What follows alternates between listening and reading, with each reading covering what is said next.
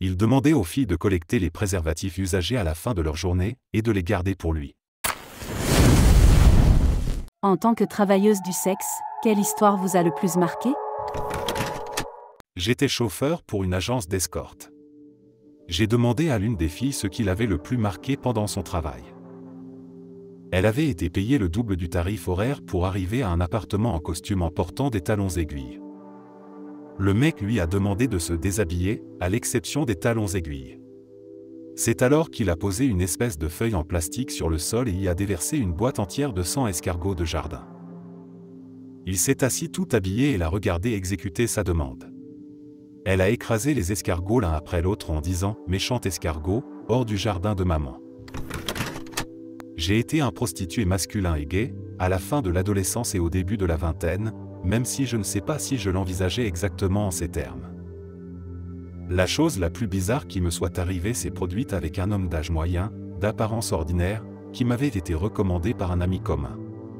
Il m'a emmené manger, puis nous sommes rentrés chez lui.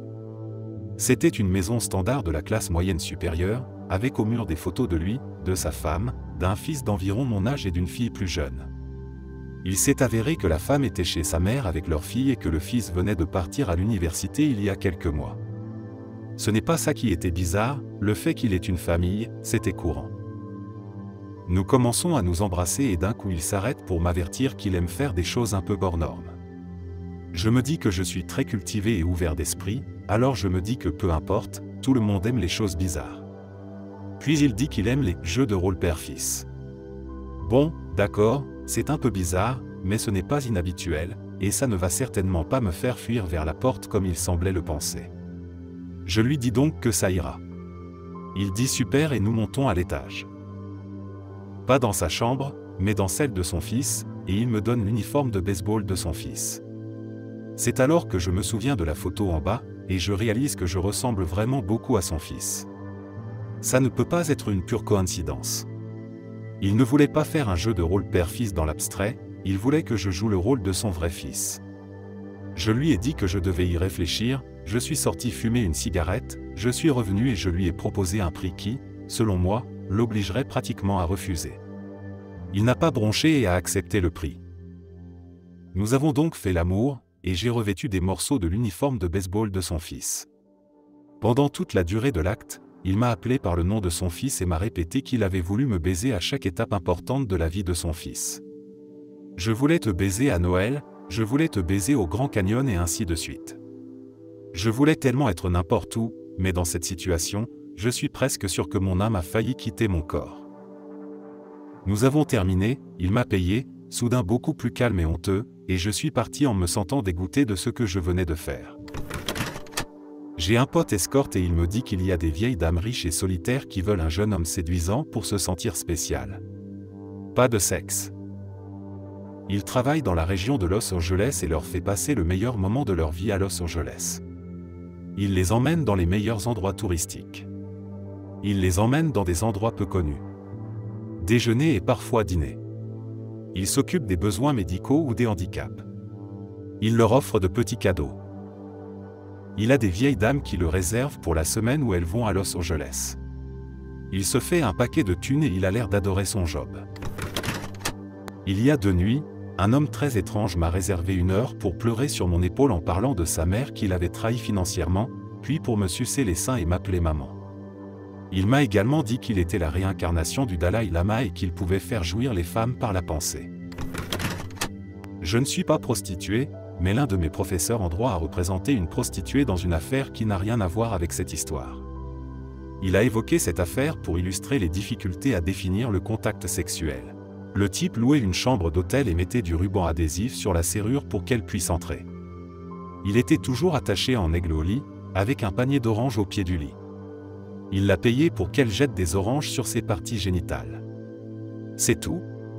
Pas de contact, et la façon dont elle lançait les oranges devait être très précise. Elle ne devait pas les lancer de haut en bas, ni les faire tomber d'en haut. Elle devait les lancer doucement, à quelques mètres de distance. Je n'étais pas une prostituée, mais j'ai plutôt aidé mon amie à devenir une escorte. Elle mesure 1,50 m et est très douce. Moi je fais 1,90 m et je suis un grand gaillard. Alors je l'emmenais dans des endroits pour qu'elle fasse ses trucs. Je restais juste derrière la porte, au cas où les choses tournent mal. Les gars comprenaient généralement. La fois la plus bizarre que j'ai eue, c'est quand j'attendais à l'extérieur d'une chambre et que je l'ai entendu crier mon nom. J'ai pratiquement cassé la porte et j'ai couru à l'intérieur. J'ai trouvé ce type debout, nu, en me souriant. Apparemment, c'était un homme bisoumis. Il a apprécié que mon ami le gifle un peu, mais il voulait se faire frapper par un vrai homme. Du coup, elle m'a appelé pour lui mettre des claques. Le fait de voir un homme nu de 65 ans prendre du plaisir avec moi m'a dégoûté pendant quelques jours, mais puis j'ai pensé à l'argent que je venais de recevoir. Il était très riche et nous a payé à prix d'or. J'ai vu un homme demander à être attaché à un poteau et fouetté, et se plaindre lorsque j'ai arrêté après l'avoir fait saigner. J'avais accidentellement touché un grain de beauté qui saignait un peu. Nous avons mis un pansement et un produit antibactérien dessus, et nous avons mis fin à la scène. On a pris un café ensemble pour se détendre et il n'arrêtait pas de se plaindre en disant que c'était bien, qu'il aimait ça. Cool mon frère, mais je n'ai pas aimé. Même si c'était un accident et que ça n'a probablement pas fait très mal, j'ai une politique stricte en matière de sang. Il y a aussi le gars qui voulait que je lui pète dessus. J'ai rejeté cette demande parce qu'être ballonné et avoir des gaz pendant toute une journée ne m'attirait pas. Les gens en général sont bizarres. Lorsque j'étais escorte, un homme qui passait la moitié de son temps aux États-Unis et l'autre moitié en Chine m'a contacté. Tout s'est passé normalement au début, puis il a commencé à me donner des règles. Je ne pouvais porter que des jupes en sa présence, des chaussures compensées ou des chaussures plates de couleur unie, des culottes vieilles d'1 ou 2 jours, des soutiens-gorge d'une taille trop petite. Je ne pouvais pas non plus porter de lotion parfumée, de parfum, de maquillage, ni manger de fruits parfumés. Je ne pouvais pas utiliser de rouge à lèvres ou de gloss et je ne pouvais pas me vernir les ongles à moins qu'il ne soit au salon pour choisir la couleur. Tout cela était incroyablement bizarre, mais je me suis dit que j'allais tenter le coup pour 2 rendez-vous, en veillant à rester en public. Je devais participer à un mariage le lendemain de notre rendez-vous et j'ai donc stupidement programmé mon rendez-vous avec les ongles le matin précédent. Il a vu mes ongles et a immédiatement commencé à pleurer. J'étais tellement confuse, j'ai continué à m'excuser, je voulais mes 600 € pour le rendez-vous, je devais donc être gentille. Il m'a dit que nous devions aller à la voiture, j'ai protesté. Il m'a dit que je pouvais m'asseoir sur le siège conducteur si je me sentais en sécurité, j'ai accepté. Nous sommes montés dans la voiture et il a ouvert son pantalon pour montrer qu'il avait la trique. J'ai dit non, je ne ferai pas ça ici en public. Il m'a coupé la parole et m'a dit que je n'avais rien d'autre à faire que de lui montrer mes ongles français et que j'aurais mon argent. Je me suis assise de côté sur le siège, j'ai mis mes mains sur mes pieds nus dans la console centrale pour qu'il puisse tous les voir. Il a commencé à se masturber furieusement. Il a dit qu'il allait jouir, a pris son pénis dans ses mains pour attraper le sperme, puis a tout léché. Je n'y comprenais plus rien. Il a soupiré, m'a tendu l'argent et m'a dit de passer une bonne journée. Heureusement, je n'ai plus jamais entendu parler de lui. J'étais une dominatrice, pas une prostituée, mais j'ai eu un homme qui aimait beaucoup les dents. Il voulait que je touche ses dents et que je parle de ses antécédents dentaires, de mes antécédents dentaires. Ce n'est pas très compliqué, mais je ne savais pas jusqu'à ce jour que c'était un fétiche que quelqu'un pouvait avoir. Un jour, j'ai demandé à une stripteaseuse quelle était sa demande la plus étrange. Elle m'a répondu qu'elle avait un client régulier à qui elle rendait visite à la fin de son service. Il aimait sentir l'odeur de ses chaussures. Il voulait qu'elles soient puantes et sales. Après qu'il ait senti ses chaussures, elle pissait dans un gobelet et versait la pisse dans ses chaussures usagées et il la buvait. Une de mes amies dirige une agence d'escorte et m'a raconté toutes sortes d'histoires, si bien que j'en ai quelques-unes. Les 2 qui me viennent le plus à l'esprit sont celles du type qui engageait ses filles pour qu'elles viennent dans sa chambre d'hôtel, chient dans les toilettes et s'en aillent. C'est tout ce qu'il voulait, mais il payait le tarif horaire complet pour cela.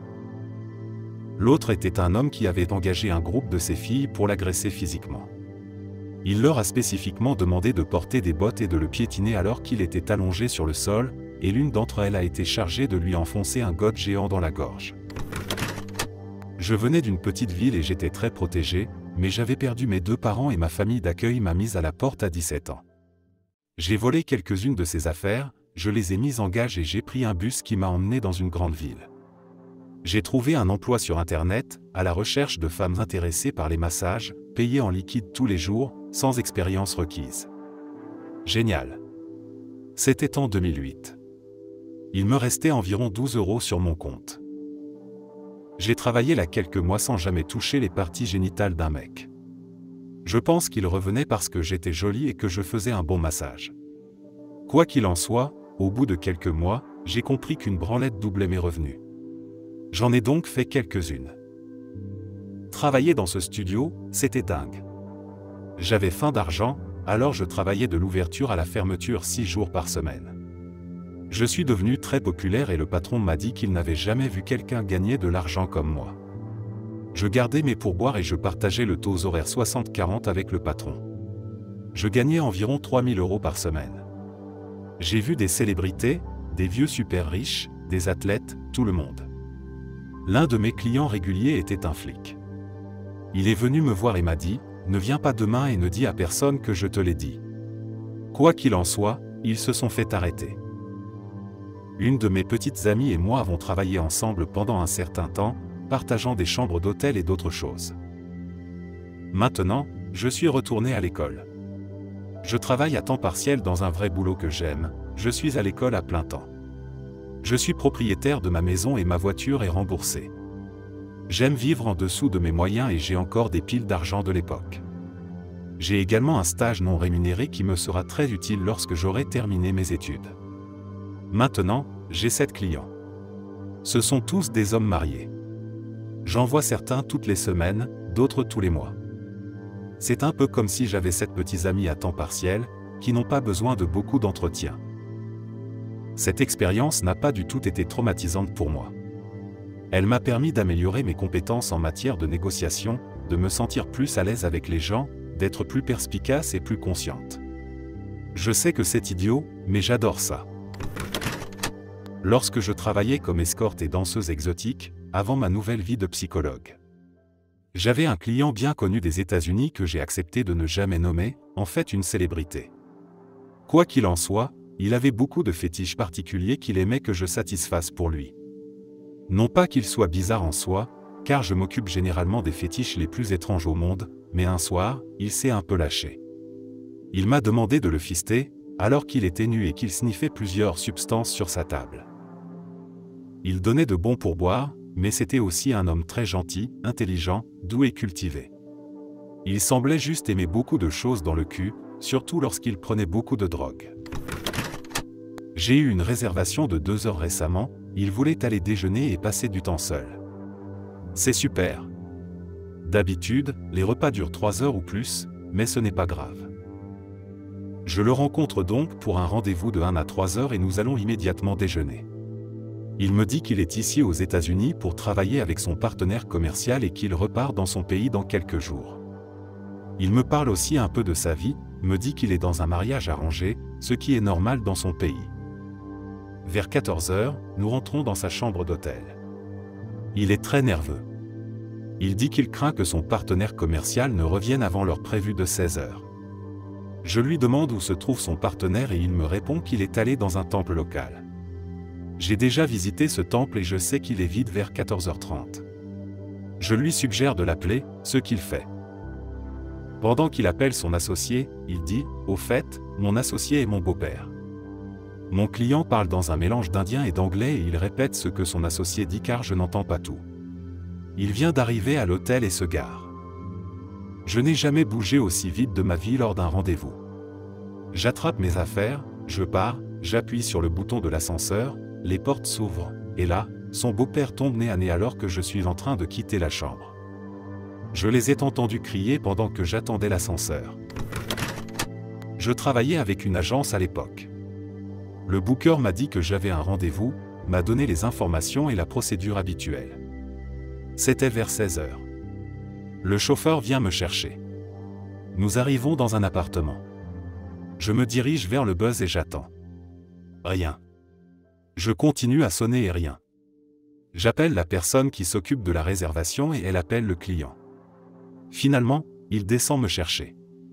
Il m'accueille avec des lunettes de soleil et il est indien, c'est important pour l'histoire.